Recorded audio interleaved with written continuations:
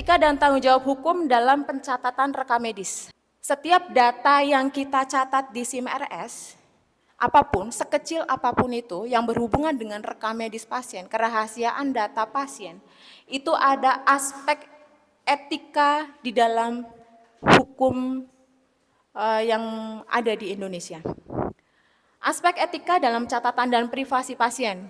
Kerahasiaan informasi pasien. Ini yang tadi dicatat dan dicantumkan dalam Undang-Undang Perlindungan Data Diri Pasien nomor 27 yang tadi sudah di awal disebutkan sama Bu Ira. Di mana menjaga kerahasiaan data pasien merupakan kewajiban utama dalam praktek profesi kesehatan yang etis dan profesional. Makanya sekalipun sama keluarga, sekalipun sama teman di luaran, kalian bekerja di rumah sakit yang berbeda, itu tidak boleh menceritakan apapun kondisi pasien yang ada di rumah sakit yang kalian bekerja. Sangat tidak boleh. Ini hukum kerahasiaan informasi pasien. Kemudian dokumentasi jujur dan akurat. Pencatatan data pasien harus dilakukan secara jujur dan akurat untuk menjamin kualitas layanan kesehatan yang optimal. Selain datanya rahasia, data rekam medis itu harus jujur. Jangan ditambah-tambahin. Orangnya cuma pilek, tapi habis itu ditambahin lagi dan muntah darah segala. Jangan, nggak boleh. Pasiennya bisa marah-marah nanti. Ya kan? Pasiennya cuma ngeluh, nyeri pinggang. Ditambahin lagi, paru-parunya bocor. Aduh, bahaya. Ini, dokumentasinya harus jujur dan akurat. Kalau teman-teman di IGD sudah pasti sangat mengimplementasi hal ini.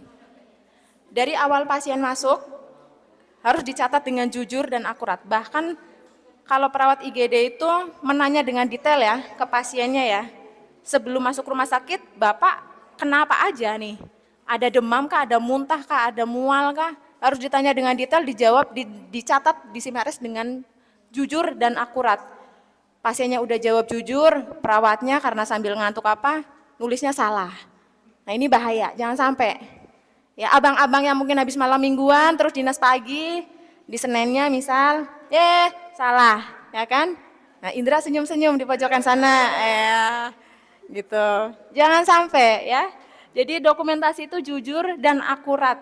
Jujur dari data yang diterima dari pasien, kemudian dicatat secara akurat di data rekam medis pasien. Ini adalah maksud dokumentasi jujur dan akurat. Kemudian, konsekuensi hukum dari rekam medis yang tidak akurat atau bocor, yang pasti kita akan terkena tuntutan hukum. Rekam medis yang tidak akurat dapat menyebabkan pasien mengajukan tuntutan hukum terhadap institusi kesehatan. Ini, kalau pasiennya patah tulang, tapi karena mau ngeklaim ke Jasara Harja, ditambahin nih sama perawatnya. Tadinya patahnya cuma tangan, ditambahin kakinya patah. Harusnya dari sisi pasien berhak melakukan tuntutan hukum karena kakinya nggak apa-apa, masih bisa main bola kecuali tangannya aja, gitu. Harus benar-benar tepat sehingga menghindarkan rumah sakit itu dari tuntutan hukum yang dilakukan oleh pasien atau pihak-pihak di luar personal pasien. Kemudian ada sanksi profesi. Kesalahan rekam medis dapat berujung pada sanksi profesi bagi tenaga kesehatan yang bertanggung jawab. Kondite, mungkin yang kemarin sudah sempat disampaikan dan digaungkan sama Abang Mayun, pernah ingat? Ada kondite. Kenapa kan ada kondite? Salah nyatat data rekam medis pasien. Nggak nginput tindakan, banyak ada yang double, ada yang nggak ke-input, ada yang kurang dibiarin aja. Habis itu dicek datanya sampai ke atas, dibaca sama Ibu Wadir, sama Bapak HRD, kenalah kondite. Konditenya bentuknya seperti apa, mungkin kalian-kalian lebih paham. Ini, yang dimaksud dengan sanksi profesi. Mengerikan bukan? Kalian sedang asik bekerja hanya gara-gara kesalahan kecil, rumah sakit berpikir untuk tidak lagi melanjutkan kontrak kerjasama dengan kalian. Ini pentingnya. Profesi tenaga kesehatan juga harus paham dengan akidah-akidah seperti apa saja yang harus kalian lakukan dalam digitalisasi rekam medis di dalam rumah sakit yang sudah tertuang di dalam SIMRS. Kemudian kerugian pasien dan institusi. Kesalahan atau kebocoran data rekam medis bisa merugikan pasien dan reputasi institusi kesehatan.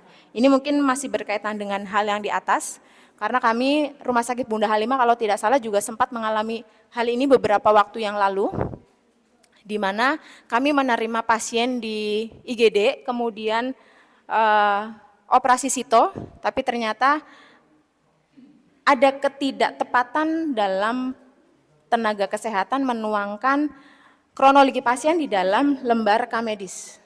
Nah ini merugikan pasien dan juga institusi pastinya, karena institusi akan menerima tuntutan hukum dan pasien jika dia bekerja, pasti dia juga akan difikirkan kembali oleh perusahaannya dengan diagnosa yang tidak tepat dilakukan oleh tenaga kesehatan.